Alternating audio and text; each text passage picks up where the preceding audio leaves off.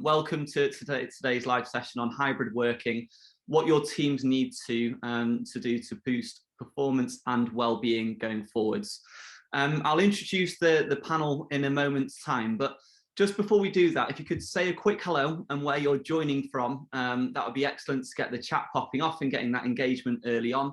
I know we've got some people in New Zealand all the way through to the UK, so I'd love to know where you're joining from in terms of today's session. And all the way through, if we're able to, just ask any questions that you can. If I'm not able to get to them, and do my best to get through to all of them, and I'll read all of them as well. I'll come back to you at the end of today's session. So the reason why we put on today's live session was because hybrid working is something that we got thrown into this huge social experiment, and many of our organisations, 75% of those organisations that could do hybrid working are doing hybrid working at the moment. And what we know from the data is that it's a big challenge. When it comes to musculoskeletal health, we're finding that around 2 times as many people are experiencing current symptoms of musculoskeletal health difficulties and pain when they're a hybrid or a home worker versus an office worker. Now, there are many reasons for this. We're also finding mental health data that's absolutely fascinating in the space as well. And we want to be able to really give you the expertise to be able to support your team going forwards. So as I mentioned, please use the chat. The session's recorded and we'll share it with you after today's session. But before we go on to that, I would love to introduce today's panel. So we're joined today by Jamie Broadley from Serco. Jamie is the Group Head of Wellbeing at Serco, having previously led the NHS early on in the pandemic. Jamie joined Serco, responsible for, I think, 60,000 employees. Is that right, Jamie, or is it a bit more than that now? Around 60 to 70,000 globally, yeah. So just a few people within there. And Jamie's going to share his experience and expertise with how we can really build robust cultures with remote working. We're also joined by Amma as well, Head of People Wellbeing Nexi at Mental Health First Aid England. Amma, I know you had a few audio challenges previously, so are you okay now with the audio side of things? Yeah, I've just joined on my mobile phone, so hopefully that should be all right. Wonderful. Great to see you as well, Amma, and great to have you here today. And we're also joined by Catherine, who's the Chief People Officer at Benefex. I describe Catherine as a rock star most of the time, but the guitar is perfectly placed for me to actually make that introduction. And so thank you for joining us as well, Catherine. And we're going to be exploring what all of your organisations are doing at the moment when it comes to hybrid working, supporting your team's mental health, and if there are any tips and tricks that people can take going forwards. And finally, I'm Harry Bliss. I know many of you, so great to see some familiar faces in here that I can see on the chat. I can see so many people joining from different areas, so good morning or good afternoon, good evening to you. I'm the co-founder and CEO of Champion Health, and our mission and vision is to make healthier easier for everyone through empowerment through technology, but also through these live sessions going forward. So all I ask from you today is to take one thing away from today's expert panel, and we have done our job. So diving into the conversation. So first of all, Jamie, I know we've only got you for the first 35 minutes of today's session because you're high in demand, and I had the choice of no Jamie versus Jamie for 35 minutes. I had to choose the latter. Can you just share a little bit more around what you're doing at Serco and your experiences of the last year or so that you've been in post supporting the hybrid department within your team? Yeah, sure. So good morning, everyone. Thank you so much for having me here, Harry. It's a pleasure as always. So I guess my experience is probably slightly different to many that will be joining today, given that both Serco, where I am now, and the NHS, where I was previously, are obviously majority frontline organisations. So kind of 85 to 90% of our colleagues are out there on the front line and have been throughout the past couple of years when the rest of us might have gone to this hybrid approach. So we're really looking at that kind of 10 to 15%, so the kind of the corporate and back office functions. And our current position with that is around kind of 3 days in, 2 days out, but using a really kind of flexible lens with that and really empowering managers to find what works for them. And I'm sure we'll get into the detail of how we navigate through that as we go on today. But yeah, we're in that typical kind of 3-2 space currently. Fantastic. And Amma, when it comes to Mental Health First Aid England, are there a couple of hundred employees at the moment? What's the demographic at the moment and size of the workforce? And what are you doing for hybrid working too? We're actually just shy of we're about 85, so we're not quite at the 100 marker. But in terms of hybrid working, we have stipulated to our staff that there isn't a mandatory amount of time that they need to be in the office. We have given the guidelines of 1 to 2 days a week, but it isn't actually a mandate, so to speak. So we're still letting staff decide what that looks like for them. So we have adopted a hybrid kind of way of working. We've said we're not 100% remote.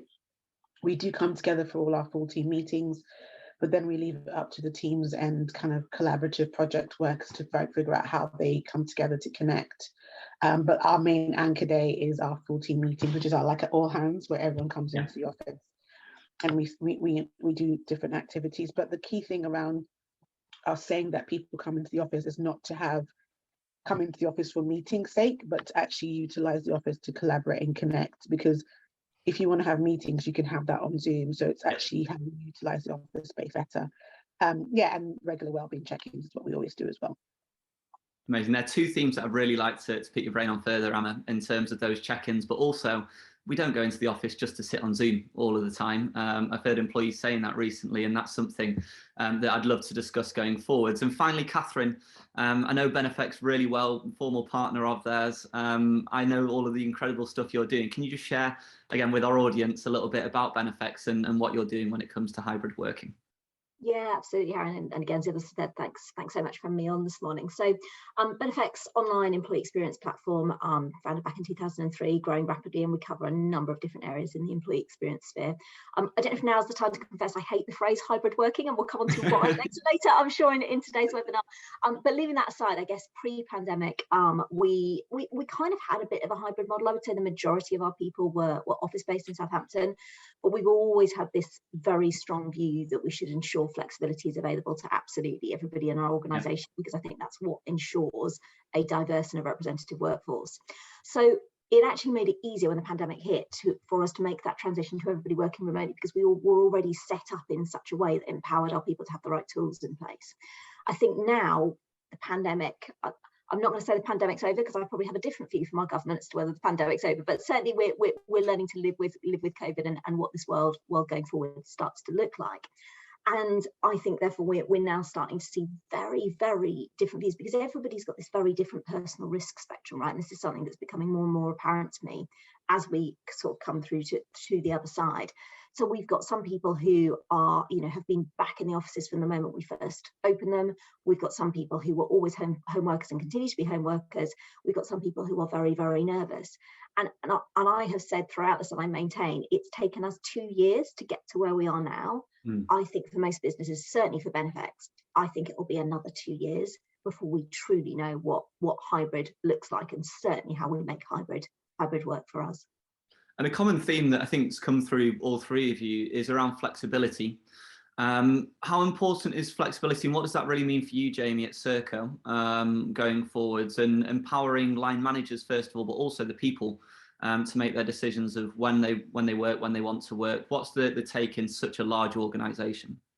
Yeah, so I think the key there is how large and diverse we are. So just in the UK, kind of around 23,000, covering a huge range of different sectors and contracts. So within that, we're never going to find a one-size-fits-all solution, and we shouldn't start pushing down that road. So it is really about how do we give the line managers not only the kind of the soft skills to have those conversations, but also the permission and the freedom to explore what flexibility looks like for them. And to kind of Catherine's point, we don't know what the right answer is here. I think if you kind of look back through the history of work, probably like the Industrial Revolution was one of those massive disruptive times, which like we're still battling against some of the kind of the influences of that pre-pandemic. So something as big as the pandemic, we're not going to just move through this in 6 months and have worked out what does flexible look like, what does hybrid look like, and we all just crack on. This is going to be something which takes an awful long time. So we need to make sure that we're setting our expectations around that. We're not going to get it right straight away. We're going to need to have lots of conversations about how is this working? Is there something that we need to do to adapt, to tweak, to shape? And the world will continue to move, as we're seeing with all the other events that are happening at the minute, not related to the pandemic, that are going to play a part in shaping the kind of the market forces around this. I guess from what I'm hearing from yourself and Catherine, it's all about that adaptability. And Emma, is that something that you would share as well in terms of listening to the employee voice? Things are evolving so fast that it's absolutely vital to be able to adapt at speed. Yeah, no, I echo what Jeremy and Catherine are saying. I mean, we were always flexible, so it was easy for us to move into that model when at the beginning of the pandemic. But yeah, I think to Jamie's point, I don't think it doesn't matter how small or how big you are, because at the end of the day, I think the focus is around culture and what culture you're trying to build as you're trying to create these environments. So for us, it's very much about co-design. So a lot of the things that we've implemented, i.e. we launched our ways of working guide last year. You know, we involved our people in that. You know, I organized hackathons, we've done surveys to get people's ideas and suggestions, obviously within parameters. So, you know, the key things that we're talking about is around sense of belonging, around actually being sustainable and financially viable, to be able to deliver and do. And I think we've always managed expectation with our staff to let them know that, you know, everything that we're trying and we're doing will ever be evolving. So it won't always be stagnant, because we're trying to make sure we have that right balance of equity in what we do, and also well-being in the core of everything we do, and as well as sense of belonging and inclusion. So, you know, whether you're 10,000 or 80, you know, you can't, it's not one size fits all. But at the same time, if you're really putting culture at the root of everything, whatever you're trying, you have to allow room for error. You also have to allow room for evolving and learning from mistakes, or learning from what's really good, and actually moving with that. I think that's a really wonderful statement. And Catherine, it's something that you echo as well, when it comes to learning from mistakes and being very open about those mistakes, because we can't get everything absolutely spot on. As I mentioned previously, this was a big social experiment for many organisations to begin with. How important is it to recognise those mistakes, speak openly about it as well, and to accept those, especially when going to the board, for instance? Massively important. And I think your culture doesn't stand up if you haven't got that honest transparency. And to me, true transparency is about, as leaders, standing up and saying, you know what, we've got this wrong. And it's one of the hardest lessons I think I've learned in my career, is actually, it's very difficult sometimes to hear tough feedback, and it's always hardest to hear that tough feedback when it comes with a grain of truth, right? If somebody's ranting and letting off steam, that's quite easy to let that go. But I definitely made an error, certainly early on in my career, when perhaps some tough feedback was coming through, in terms of closing my ears to that feedback. But actually, I think that's where you learn the most. I think that's sometimes where you learn the most, because it actually forces you to challenge sometimes your own preconceptions, you know. And we all come to any situation with our own personal biases, right? Which often we don't even realize are present until somebody else calls us out and confronts us on those. But I think absolutely, and I would say that's never more important than now, when we have got people working on a hybrid basis, we're not necessarily face to face. We haven't necessarily got some of those very human interactions, which for lots of us, those formed kind of the heart of our culture. So it's then about going, well, how do we recreate that transparency in different ways? And one of the biggest ways we do that, I think, as leaders, is standing up and saying openly when we've got something wrong, and then what are we going to go and do about it, right? Because actions mean so much more than words. We've got to follow them through with then addressing what we've done. That's a huge theme on psychological safety, and I can't be able to speak to anyone that I know that knows more about psychological safety than yourself, Jamie. I know you've done live sessions for us, and when we were actually gathering the feedback for what's our next live session, hybrid working was number 1 and psychological safety was number 2. So could you just share a little bit more around psychological safety to our audience, Jamie? I know it's something that a lot of organisations are looking into. Some people see it as a buzz term, but it's way more than that, isn't it? Yeah, definitely. And it's really interesting that came second in that poll. And I think that shows that we were starting to understand what that meant pre-pandemic. And obviously the world's changed around it. And that means that we need to kind of to redefine and to double down on how we get there. I think you're right. It has become a bit of a buzz term, and it's something that the likes of us can talk about on webinars. I'm unlikely to go to any of our frontline sites and hear colleagues there talking about psychological safety. It'll be much more plain English, and I think it's important that we get to that place. So is it, if you're asking people questions around, well, do you feel that people listen to you? Do you feel that if you've got a challenging opinion that's respected, or are you shut down if something's going wrong? Do you feel comfortable to be able to report it? Do you feel understood and seen and heard? It's all of those really kind of basic things that then add together to this kind of emergent quality of psychological safety. And there's plenty of studies. I think there's a Google or Facebook that did the big one on it being Google.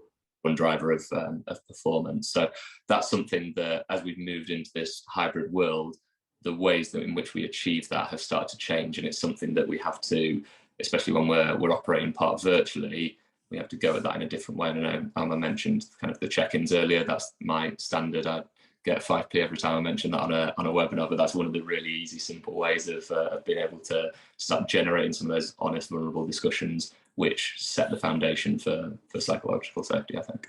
Yeah, and it's a fascinating report from Google on Project Aristotle. So Alex, if you can dig out the link and post that in the chat, that'll be really appreciated for everyone that wants to learn a little bit more around that. Jamie, I'm just going to go back to you before I go on to Amma and around mental health check-ins. I think that's something so important for our teams. Just on, you mentioned you can talk about psychological safety, your group head of wellbeing with a master's, I think, in psychology and a lot of experience in this space. How do you really get that message filtered down to the boots on the ground around psychological safety? Because you mentioned it'll be something that it's likely that they've maybe never even heard about. Yeah, so I think the trap that we can fall into is trying to approach this in a cognitive think way, whereas I much prefer going at it through a feel and to actually connect with the emotions and not just talk about them, but make people feel them. So if I'm presenting to frontline leaders, I will do the wellbeing check-ins to make sure that they understand what it's actually like. And the importance of those in this kind of hybrid world is that we're not having those little regular kind of corridor conversations, those little informal check-ins, which we don't even realize we're doing with colleagues, where if you and I are in the same building, Harry, we'll get a pretty good handle straight away as to where each other are at, just because of our energy, our body language, that stuff. We've lost a lot of that feedback now. So we have to do it through kind of more formal ways, potentially. So whether it be the kind of the ones that we've shared, I think Champion has shared them in the past, the kind of the Ross from Friends check-in, which Ross are you today? That's another way into that conversation of getting people to feel comfortable to say, actually, I'm having a bit of a wobble today, or I'm struggling a little bit with this. Like just going around the room and saying, how are you all doing? Everyone will say, fine, leave me alone, move on. So it's finding that way to go beyond that initial fine response and get a bit of the reality for that person, which we can then start working with, and we then get a sense of where everyone's at. Thank you, Jamie. And Alex has posted the link to Project Aristotle, so thank you for that, Alex. And it might be worth sharing there which Ross are you today as well. I think there's one on which sheep are you as well. It's pretty crazy, but yeah, it's a good way of being able to engage individuals in this topic. Amma, what I'd love to talk to you about now is around checking in with the team and the importance of checking in, who should be checking in, how frequently, how this can be done in a hybrid and especially a remote way, because it is harder to be able to spot the warning signs of people that may be struggling, for example. So I'd love to pick your brain on that, if that's okay. Yeah, sure. I think when it comes to checking in, I think we need to think about the different ways in which people can check in and also the different options and avenues people have to check in. So obviously the line management, people leads are the first point of call when it comes to people's well-being in their teams. So making sure that they do have those regular one-to-one check-ins or monthly check-ins really builds trust within the teams. And also thinking about how they connect as a team, essentially. So an example is every week I have a wellbeing check-in, a quick huddle actually. I do take a lot of my experiences from agile working and putting it into play. So 15-minute huddle, 30-minute huddle, just to see how everybody's weekends were, and sharing as a team really connects the team together and builds camaraderie, and actually people start to trust and share. But then I also have my weekly check-ins and also monthly check-ins with my team to ensure that everyone's okay. But again, like I say, it all depends on your scope of numbers in teams. Obviously, if you have bigger teams, you then have to empower your direct reports and those line managers to ensure that they're doing those check-ins. Yeah. So, I think it's the probabilities of scale, for want of a better word, to how that happens. But we have different ways in which we do it at Mental Health First Aid England. So obviously, we encourage people to have regular check-ins and obviously the one-to-one check-ins. We have templates that people use, but we always encourage people to have the organic conversations rather than stick to the template to use that, so then it feels a bit more authentic. We also have quarterly team health checks. So again, with those health checks, there's certain questions that as a team you discuss and you rate and you talk about And anything that gets flagged up, you discuss as a team as to how can we alleviate that or make that less. At every quarter, you check trends from that. Yeah. We've got network support groups, so mental health first aiders, but also we have, we're trying to launch an internal support network that isn't just of mental first aiders, but anyone that's had a lived experience that they're happy to support other people with. And this can be both done in remote working settings as well as, in person, because it's not everybody, like Jamie says, yes, we've lost those water cooler moments, or we've lost those moments where you can kind of just connect with a friend at a desk or a colleague at a desk, but it's being really proactive about it. And we're also about to launch something that is around, again, the well-being experience of individuals. So having like an internal panel where people talk about, their experiences and lived experience, again, to open up that thing around psychological safety, say that it's fine to talk about mental health and well-being at work. And the great thing about some of the things I've mentioned, that it's employee-led. So it's really very much focused from an employee perspective, where the people team support them in that and the leaders support them in that. So not everything is driven from HR, and we all know there's a duty of care that we have as individuals, but also to our colleagues, to ensure we're creating that environment of well-being through and through everything that we do. We don't always get it right, but I think the majority of the time is that our staff know that we're trying.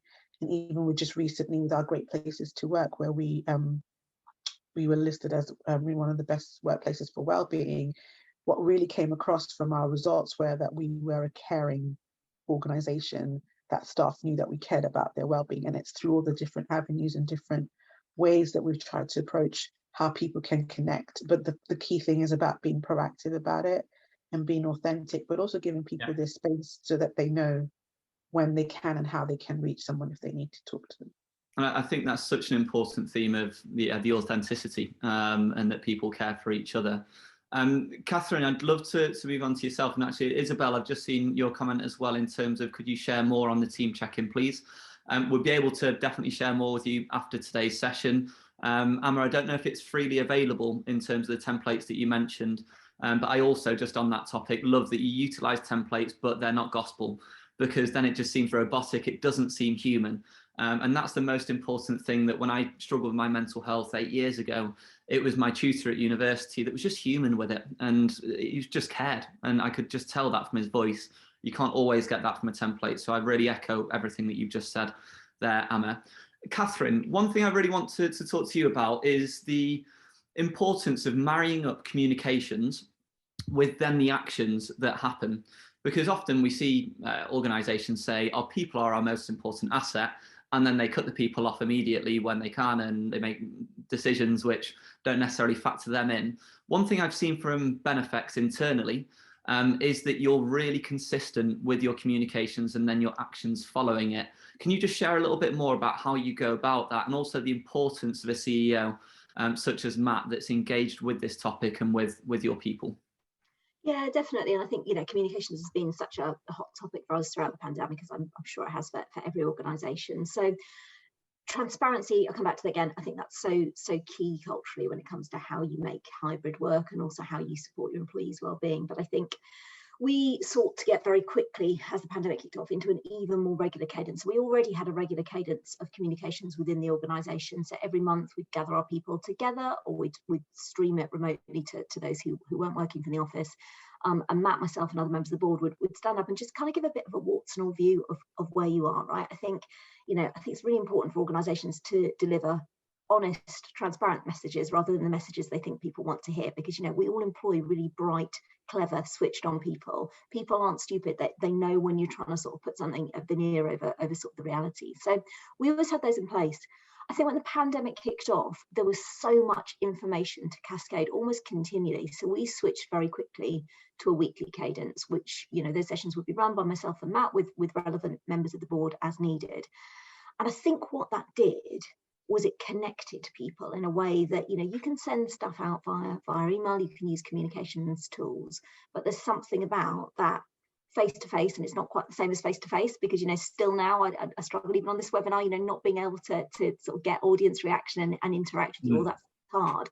But I think in kind of, sort of a crisis situation, which is definitely where we were, that regular cadence of information. The other thing we did, which was something that we brought in a long time ago, but has really come to the fore during the pandemic, is when we do these updates, all of our people can ask us questions, but we've all sat in those rooms where you get to the end of a session, you go, are there any questions? And it's like this tumbleweed moment. So what we did was we changed it so that anybody can submit questions, but they can do so in advance and they can do so completely anonymously. Now, that's a double-edged sword, right? You know, it's great because you're going to hear everything that might otherwise be talked about in the pub or the virtual Zoom pub after work. The flip side is, you know, with behind sort of that cloak of anonymity, people are going to ask you anything, and sometimes there's been some really tough questions that have come out, and I'm proud to say that we've answered every single one. And I think for me, to your point, Harry, in terms of actions, what's been really important to me is we've responded to every single one. I know, and if there's any benefactors on this call, they will be able to confirm for you, we have not always given the answers that people have wanted to hear, and we have not always taken the actions people have wanted us to take. But what I think we have done, and we continue to do consistently, is explain why. So if somebody's asking for something which we can't achieve right now, I think it's absolutely right for that person to ask that question, but it's also our prerogative as a business to go, no, right now we're not going to do this, and this is why. So people either need to see actions or they need to see transparently the rationale why. And if they don't see either of those two things, you are very, very going to erode the trust and confidence anybody working for you has in your business. And it can happen just overnight as well. And it's one of those things, it's similar to building a brand, that it takes years to build that trust and to build that culture. And yeah, one error in terms of that, where you don't justify the reason or rationale, or you aren't congruent in what you're saying and the actions that you're taking, can have a huge impact upon the employee trust. Jamie, I'm going to ask you quite a tricky question here, and especially at Serco, where, as I mentioned and we mentioned, there are lots of different demographics and different types of workforce. And I've seen Ella's joined from Morrison's, for example, a prime example of this.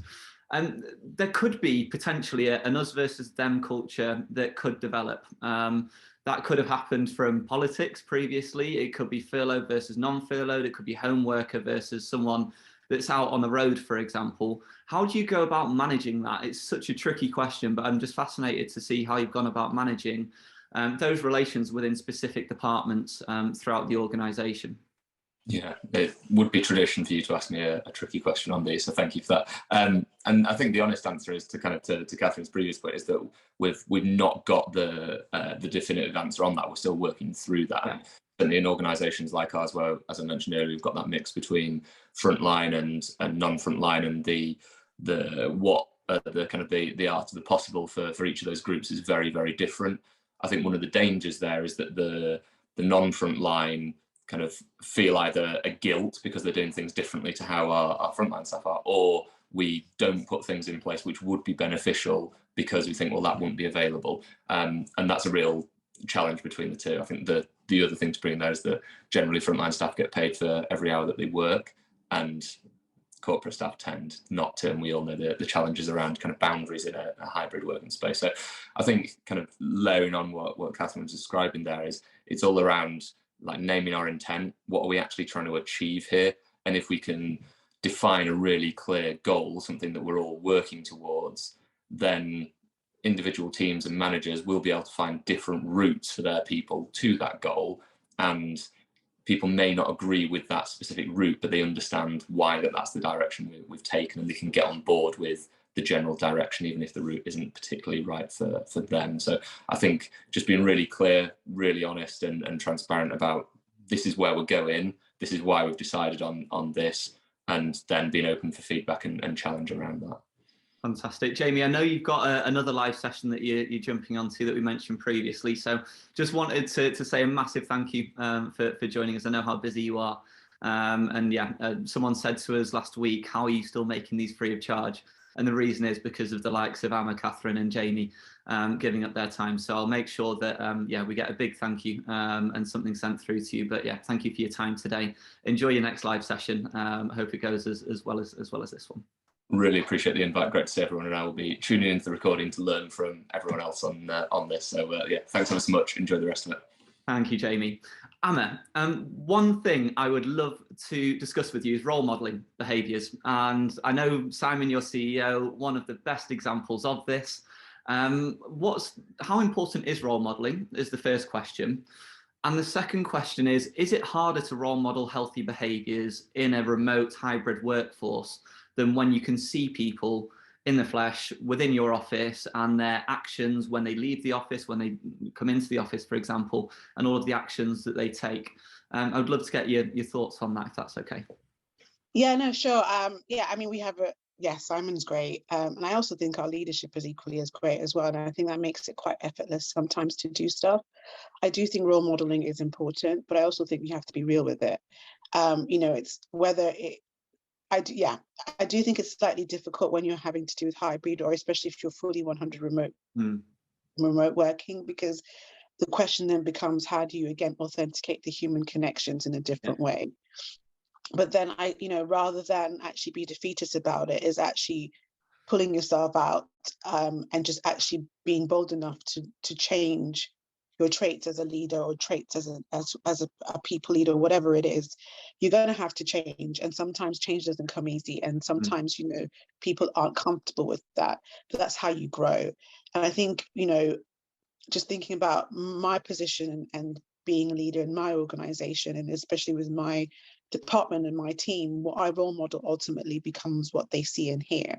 So whether it's in person, or whether it's me being able to have, whether it's them having the ability to have the access to me, is equally important. And if I see somebody who is working late or online, I'm like, why are you here? And I think it's around, I hate using the word permission, because it ultimately sounds like someone has to ask for it.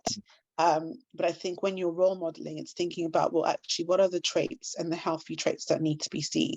Yes, we still have to use technology, that we're not going to get away from it, especially if you are in a hybrid or fully remote working. So then thinking about, what are the best healthy behaviors and habits around that do we need to start modeling as leaders, but also as people of an organization, that show that people can switch off. Prioritizing work, what is really a priority and what can wait, again, having those real conversations around workloads, but also being able to give people the authority to push back and say no, and recommend something else to do, or another way of doing it. Time management of diaries and heavy meeting cultures, things like that. Whereas, I'm very meticulous with my diary. I do a 4-day week.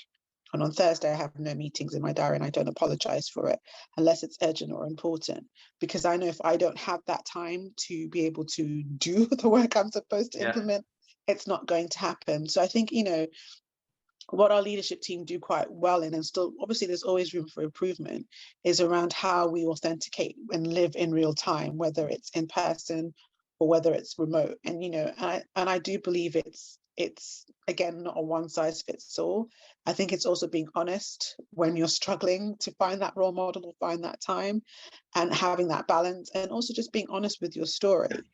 Because ultimately, at the end of the day, we are human, and there's certain things that will work really well. And there are times where, yes, I might have to put a couple of meetings in on the Thursday because of time sensitive or it's urgency, but I think it's around, again, coming back to sharing with your teams, or sharing with your staff, or with your people, what you can do to help alleviate stress, or what you can do if you're feeling a certain way and you're just feeling overwhelmed. How do you manage that? And will I not be penalized for it?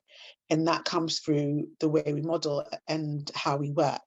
I'm not sure if I answered the question fully. I feel like I've gone around in circles, but I feel like at the end of the day, it's very much about just being honest with your truth and your journey, but also being authentic in enabling and, again, empowering, whether it's your team or your staff, to see what they can do. Because ultimately, we have to also be aware that it's easy for me to say that as a leader, because that's exactly what people feel like. Well, you're senior, so you can.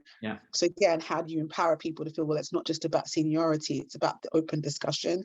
Things need to be done, work does need to be done, but how do we set the tone and parameters to enable people to work between the lines or around them, and able to get the outputs done? Yeah, well, I think there's so much to take away and unpack within there. So I'm sure I almost started scribbling down all of the notes within. So and in relation to the no meeting day, I do that on Friday. So that's my no meeting day. That's my strategy day. And I encourage the team as well to be able to take ownership of their diaries and what works for them. Catherine, we spoke around 3 months ago about this wartime mentality that we had during COVID and the communications that were going out of let's get through this, we're all in it together, almost a Lord Kitchener sort of approach to everything in communications. Do you think now that that's all done, it's now having a delayed impact upon people and people's heightened anxiety during the peak of the pandemic is now starting to really affect burnout and stress and culture as well across organisations? I'd love to get your thoughts on that. No, massively, Harry. I think it's probably the thing that keeps me awake at night more than anything else is the impact this sustained period. I mean, nobody can live in that sustained state of heightened anxiety. You know, we know that it becomes our new norm, but we also know the massive psychological and physical impact that kind of strain and pressure has on any individuals. And you know, I look around my own organisation, I talk to sort of people in my network, I talk to the sort of challenges other HR professionals are facing. I have massive concerns for the general mental well-being of all of the people that I look after within our organisation. I think that's reflected across other teams. I think I am the world's greatest advocate for our wonderful NHS, and I have nothing but admiration for the amazing, amazing efforts of everybody, frontline workers and back office workers in the NHS have done.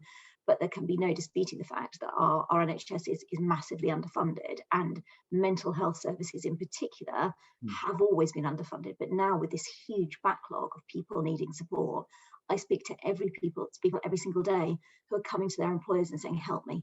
I don't know where to go, help me. And I know, Harry, that you experience that, and Emma, you've talked really eloquently about sort of some of the ways you seek to mitigate that with your own people.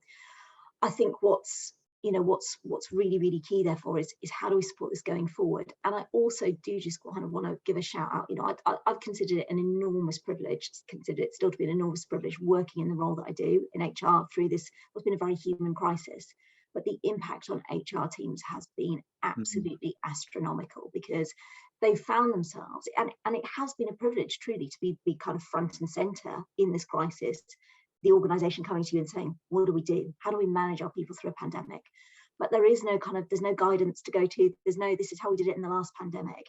And what's happened is HR was already seeing more and more come to its door. And again, I think that's a brilliant thing, right? I think it's a brilliant thing that kind of there's this real awareness that actually HR should sit front and centre in those organisations, because your people are the biggest thing that's making your organisation succeed. But things are getting continually more and more is brought to HR's table, and I think we all feel we are trying to play catch up, because for 2 years, you know, certainly I would speak for myself and say how much of, you know, if I look at my 2020 strategy for the year, I laughed to myself because, you know, I was so confident I knew what was coming in 2020. No, I didn't. So there's so much that I think we feel we need to do. We can see everything that's there for us to grab onto and get involved with. But you've also got some really, really exhausted HR teams who've been just, you know, and I'm not trying to compare what HR have been doing in any way with anybody working as frontline or first responders during this at all.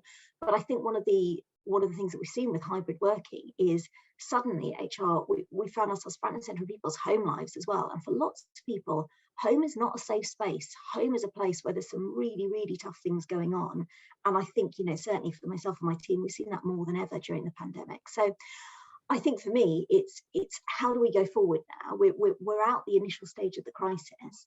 We have to build the workforces of the future. There's a lot of good stuff that's happened in the last 2 years. We can't leave that. But I think for HR, it's going to become about picking what are the most important things to focus on right now, because we cannot do everything. And if we try to do everything, my fear is we end up going backwards, not forwards. So I think if you know, if I was to give one piece of advice today for everybody on the call, it's we've got to pick the priorities, because if everything is a priority, then nothing is a priority. And that's, I think, the challenge facing HR teams and leaders right now.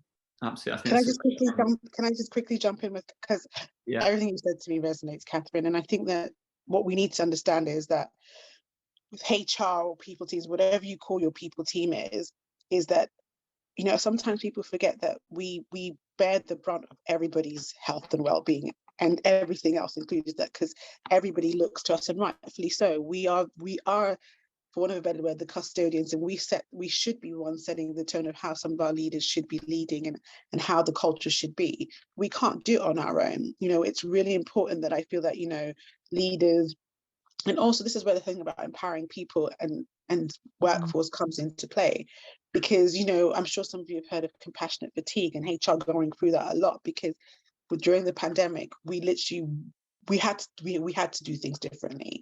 And you know, you can't go the traditional way of HR anymore. You really have to think differently about how that looks like, you know. So I just wanted to add that I think, you know, whether you have small teams, especially those companies that have smaller teams of HR rather than bigger teams of HR, again, it's thinking about how the business enables and supports those HR individuals to really come into realization.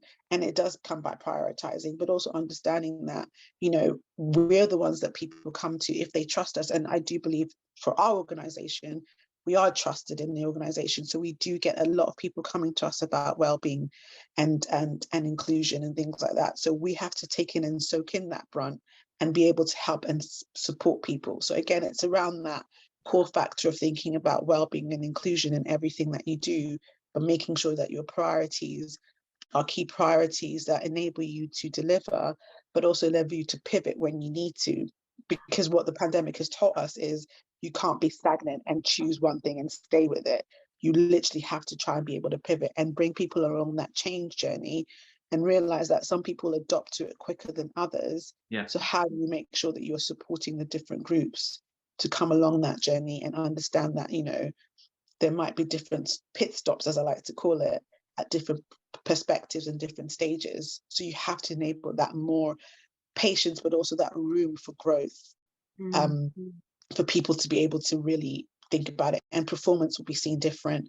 Capability sets, skill sets, all of that stuff is going to be different going forward. And I just think the pandemic has escalated something that was already in the making of happening in the way of future of work and the way we work anyway. I think it's such an empowering message, and I know so many people joining today have been in similar positions to yourselves, and burnout's a major area within working within HR or people teams, however we describe them. A question I have for you, Amma, is around looking after and the importance of looking after oneself within all of this, because when you are, and we have been firefighting so many different things, have been pivoting, as you mentioned, and all of those pit stops that seem to have been happening a lot faster than previously. And there are so many priorities, and your point there, Catherine, I think will resonate with so many people. It does with me as well. What's the importance of prioritizing yourself within this and looking after your own mental well-being? And is there anything that you could share with the people joining this session that may have experienced something similar across the last few years in all of the supporting that they've been doing across their team?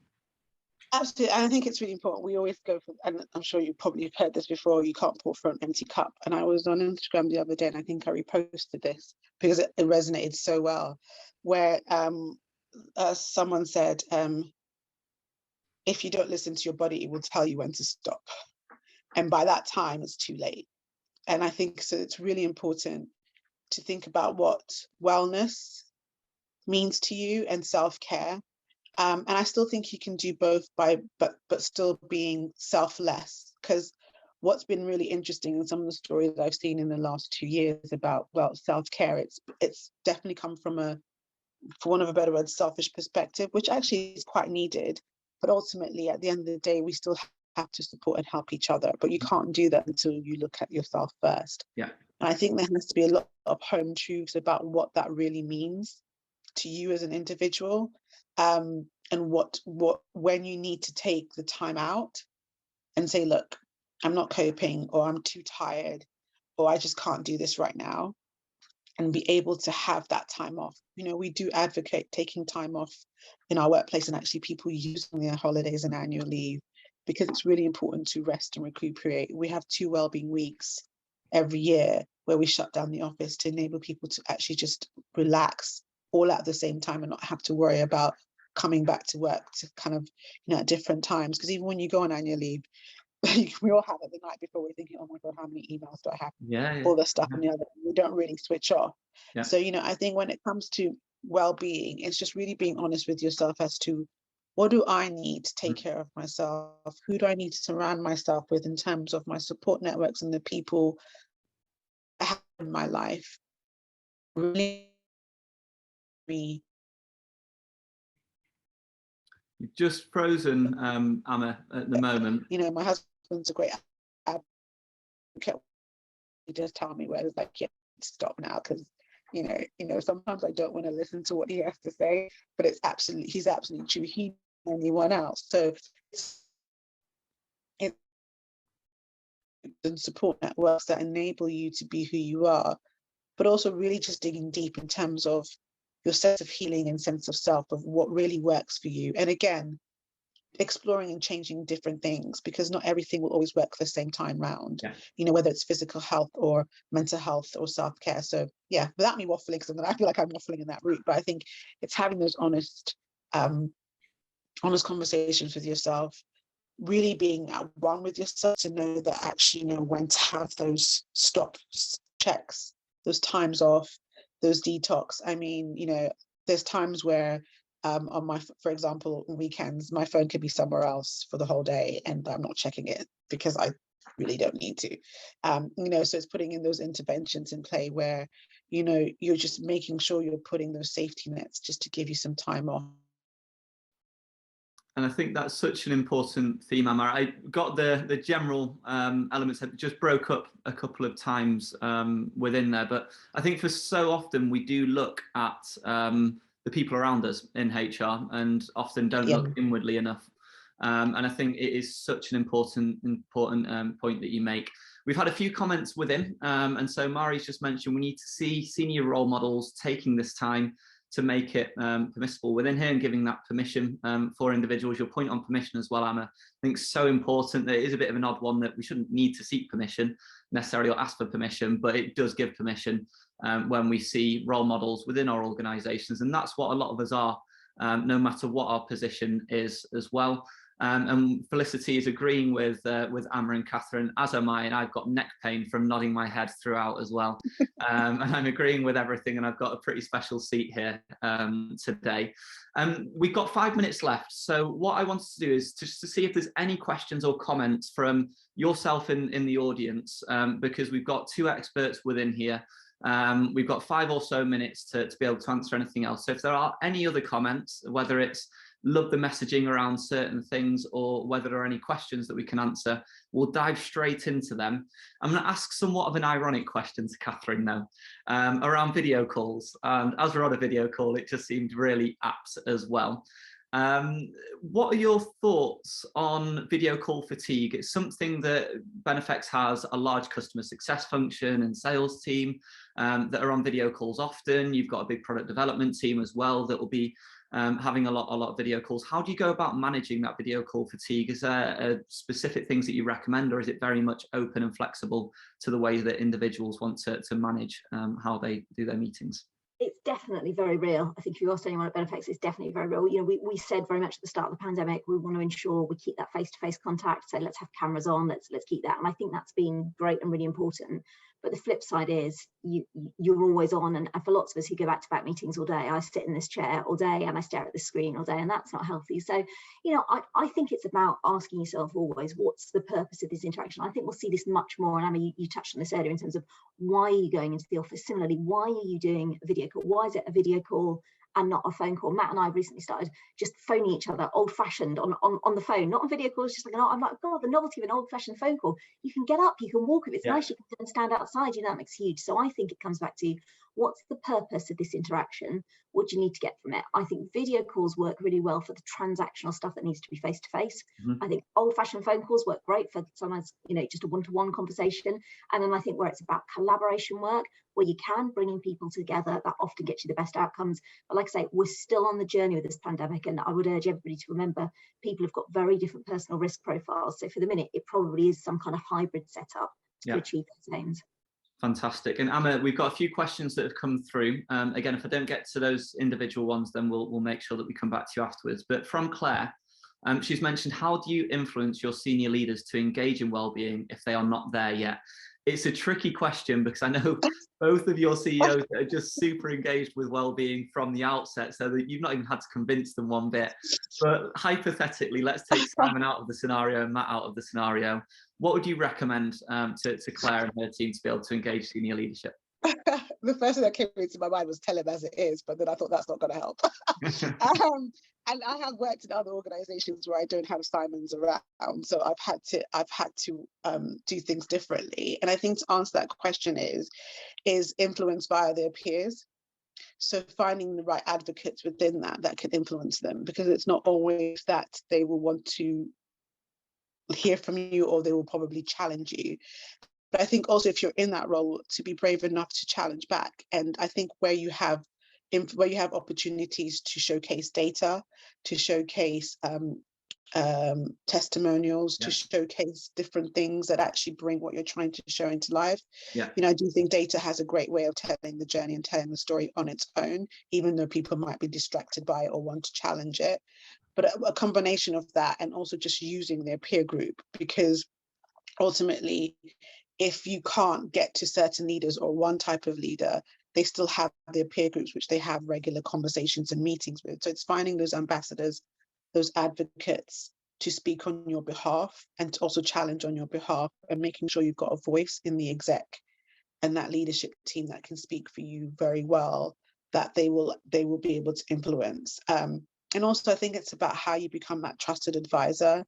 And that happens through over time as well. So again, trying to still have those regular conversations and meetings with those leaders, whether it's one by one or in a group setting. You know, I just feel that sometimes we do have to step outside of our comfort zone in order to have that change and be the change you want to see. So I hope that those are some examples to share and showcase how you can try and infiltrate, as I like to say, those leaders that aren't quite there yet, and just realize that you don't have to do it on your own. Yeah. You know, just definitely using those different ways and avenues and people to vocalize what it is that you're trying to express also helps too. I think you've articulated that really well, and especially in terms of they're not quite there yet. That's a very positive way of looking at it, especially with some organisations that may not be taking this topic too seriously as well.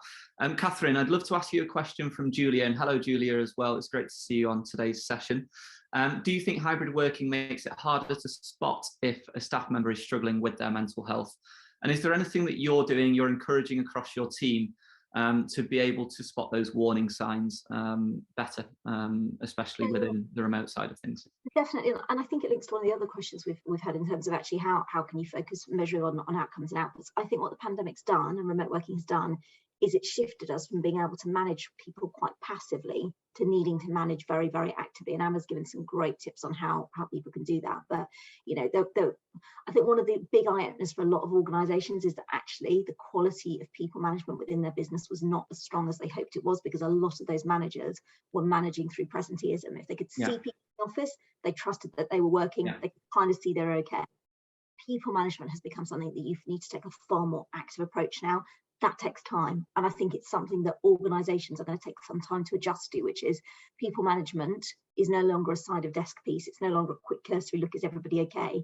It's carving out that time, exactly as Emma's described, to check in and meaningfully check in with your people. This isn't a one-to-one, what's your list of things to do? Okay, great, see you next week. It's a, how are you? And then, as you always say, Harry, it's the, and how are you really? And that's hard, right? That's something which is quite alien to lots of people who find themselves in people management roles. It's talking more about how people are actually feeling. But I think back to the outcomes question, I think it leads to much better outcomes for individuals, for managers, and for the wider business as well. Beautifully answered as well, and you've been able to answer another question within there somewhat as well.